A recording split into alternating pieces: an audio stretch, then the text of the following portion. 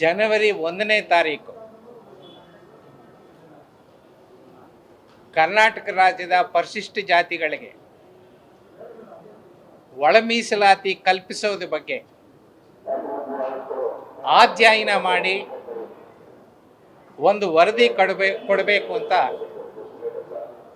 ಕರ್ನಾಟಕ ರಾಜ್ಯ ಸರ್ಕಾರ ನನ್ನ ಅಧ್ಯಕ್ಷತೆಯಲ್ಲಿ ಒಂದು ಆಯೋಗನ ರಚನೆ ಮಾಡಿ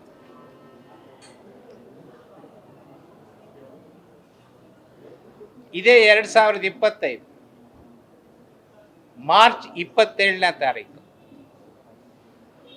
ಕರ್ನಾಟಕ ರಾಜ್ಯದಲ್ಲಿ ಪರಿಶಿಷ್ಟ ಜಾತಿಗಳಿಗೆ ಸಂಬಂಧಪಟ್ಟಂತೆ ನಿಖರವಾದಂತಹ ಸ್ಪಷ್ಟತೆ ಇರತಕ್ಕಂಥ ದತ್ತಾಂಶ ಕೊರತೆ ಇದೆ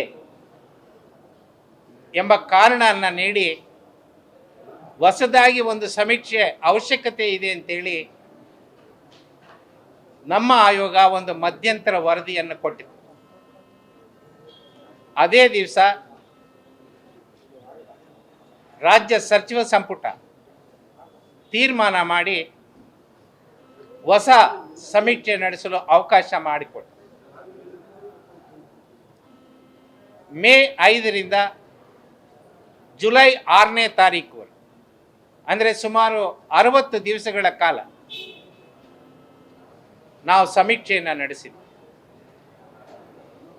ಈ ಸಮೀಕ್ಷೆಯಲ್ಲಿ ದೇಶದಲ್ಲಿ ಮೊದಲನೇ ಬಾರಿ ಮೊಬೈಲ್ ಆ್ಯಪನ್ನು ಬಳಸಿ ನಾವು ಸಮೀಕ್ಷೆಯನ್ನು ನಡೆಸಿದ್ವಿ.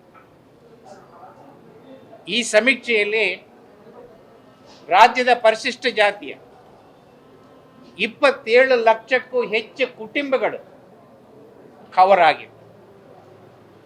1,07,9,000ಕ್ಕಿಂತ ಅಧಿಕ ಜನ ಈ ಸಮೀಕ್ಷೆಯಲ್ಲಿ ದಾಖಲಾಗಿದೆ. ಇವೆಲ್ಲ ಪರಿಶೀಲನೆ ಮಾಡಿ ಇವತ್ತು ವರದಿ, ದತ್ತಾಂಶ, ಅನುಬಂಧಗಳು ಒಟ್ಟು ಸೇರಿ 1,766 ಪುಟಗಳ ವರದಿಯನ್ನು ಸರ್ಕಾರಕ್ಕೆ ಇವತ್ತು ನಾನು ಸಲ್ಲಿಸಿದ್ದೆ. ಈ ಹಂತದಲ್ಲಿ ಈ ವರದಿ ಏನಿದೆ ಇದು ಸರ್ಕಾರದ ಆಸ್ತಿ. ಅದರ ಮೇಲೆ ನನಗೆ ಕಂಟ್ರೋಲ್ ಏನಿಲ್ಲ. ಅದರಲ್ಲಿ ಏನಿದೆ ಏನಿಲ್ಲ ಅದನ್ನು ಒಪ್ಪೋದು ಬಿಡೋದು ಸರ್ಕಾರಕ್ಕೆ ಬಿಟ್ಟಂಥ ವಿಚಾರ.